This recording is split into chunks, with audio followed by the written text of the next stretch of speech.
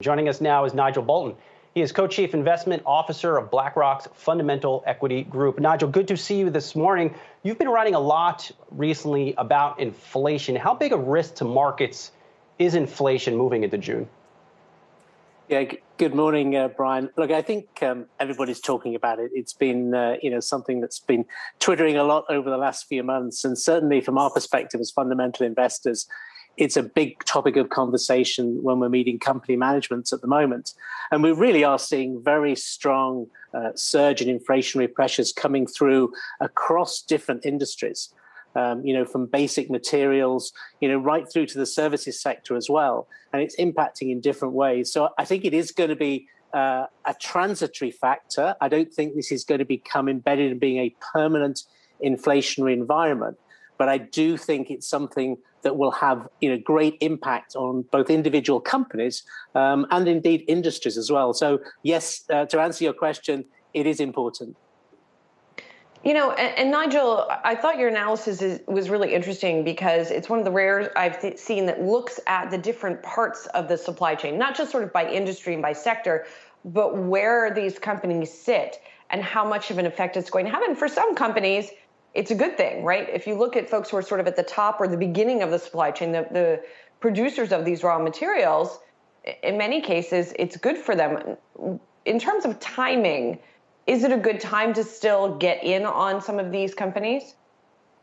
Well, look, I think a lot of those names associated as recovery names, and we can look at them whether they're commodity producers, basic material producers, as you say, they have performed really, really well over the last 6 and 12 months. Now, I think from here, the big moves have probably been done.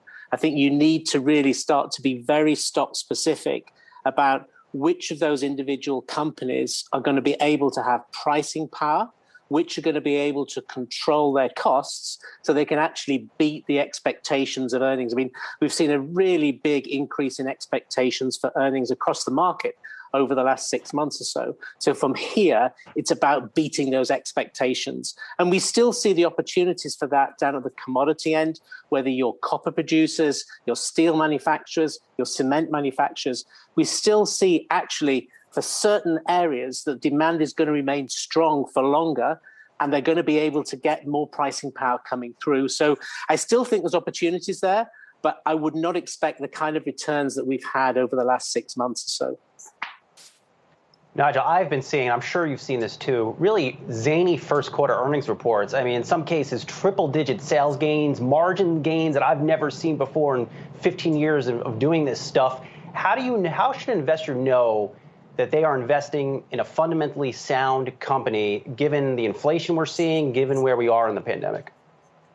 It's a really good point. Look, I've been in the industry for 35 years, and I've never seen a quarter quite like this as well. But the way we're kind of trying to get some sense into it, because if you remember, a year ago, we were in the sort of the pits of the lockdown, and it's a year-on-year number. Really, it doesn't make an awful lot of sense in that context. So, compare it with 2019. That's what we've been doing a lot of comparisons with our companies. Is how is that company now operating relative to the pre-pandemic environment in 2019? But even doing that, we're seeing now a number of companies already beating what they were producing or what they were doing in 2019. So again, sticking to the fundamentals, what business is that company in? How much pricing power has it got? And I think the interesting thing also is for some management teams, this environment is entirely new, and how they control their businesses, how quickly they can put through price increases, how they can control their cost base is really, really important. So looking at their margins and what's happening, we're going to get some real differential. You're going to have some winners and you're going to have some losers in this environment.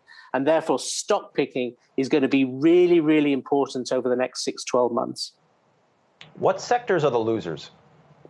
I think the middle ground, the sort of suppliers that are not unique, where you've got multiple suppliers into a final manufacturer or a service company, they can choose. And I think they have a lack of pricing power.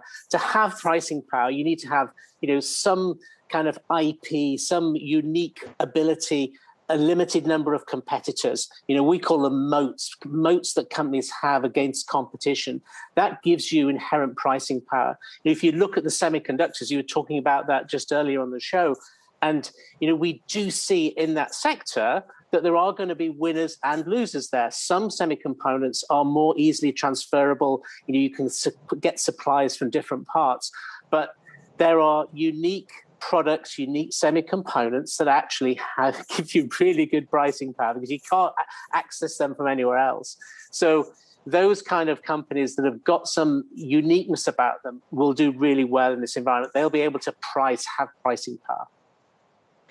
Something else I know that you've been watching are the appliance makers, and we've talked to some of those appliance makers in what has really been an unusual environment, and they've had pricing power. At the same time, some of the recent sort of housing numbers we've been getting have been a little bit more choppy, right? We just got existing home sales here in the U.S. for the month of April. They were down 2.7%. So do you think that the appliance makers will be able to keep up that sort of momentum? I think the honest answer is no. Again, it's not an industry where we really see the great ability to have fantastic pricing power. You've got a unique set of circumstances at the moment where there's restrictions on supply, we've got really strong demand coming through.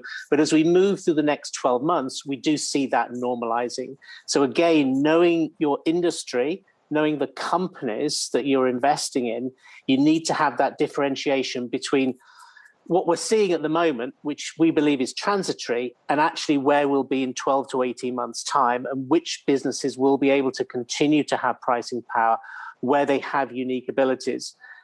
So I would be a little bit more cautious on home appliances on a 12 to 18 months view. Duly noted. All right, we'll leave it there for now. Nigel Bolton, Co-Chief Investment Officer over at BlackRock's Fundamental Equity Group. Good to see you. Have a good weekend.